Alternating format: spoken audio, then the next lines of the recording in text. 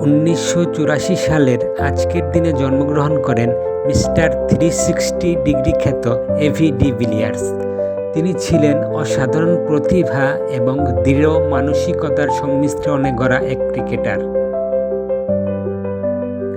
তার স্বাভাবিক প্রতিভা এতটাই বিস্ময়কর ছিল যে টেনিস, গলফ, ক্রিকেট কিংবা রাগবি যে কোনো খেলাতেই হতে পারত তার ভবিষ্যৎ।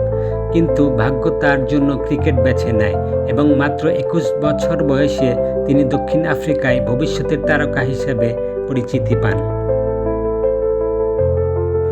2004 সালে ডেল স্টেনের সঙ্গে একই ম্যাচে টেস্ট অভিষেক হয় এভি ডিভিলিয়ার্সের।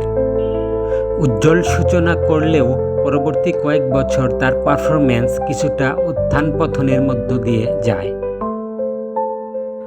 তবে 2008 সাল ছিল তার ক্যারিয়ারের অন্যতম স্মরণীয় বছর।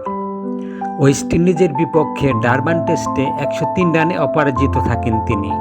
এরপর আহমেদাবাদে ভারতের বিপক্ষে দক্ষিণ আফ্রিকার প্রথম ডাবল সেঞ্চুরি করেন এবং তার দল ইনিংস ব্যবধানে জয় পায়। এরপর হেডিংলিতে 174 এবং পার্থে অপরাজিত 106 করে দক্ষিণ আফ্রিকার ঐতিহাসিক সিরিজ জয়ে গুরুত্বপূর্ণ ভূমিকা রাখেন। ওই বছর তিনি টেস্টে 1061 রান করেছিলেন 58.94 গড়ে। 2010 সালে আবুধাবিতে পাকিস্তানের বিপক্ষে তার করা 278 অপরাজিত ইনিংসটি ছিল দক্ষিণ আফ্রিকার সর্বোচ্চ ব্যক্তিগত টেস্ট স্কোর, যা 2 বছর পর হাশিম আমলা ট্রিপল সেঞ্চুরি করে ভাঙেন। 2015 সাল ছিল ডিভিলিয়ার্সের রেকর্ড ভাঙার বছর। ওই বছর তিনি ওয়ানডেতে দ্রুততম 50, দ্রুততম 100 এবং দ্রুততম 150 রানের রেকর্ড গড়েন।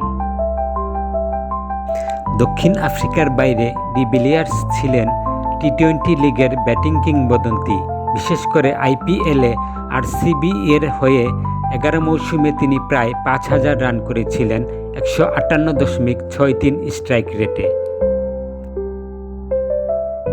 2018 সালের মে মাসে আন্তর্জাতিক ক্রিকেট থেকে অবসরের ঘোষণা দেন ডিভিলিয়ার্স। এরপর 2021 সালের আইপিএল শেষে তিনি সব ধরনের ক্রিকেট থেকে অবসর নেন।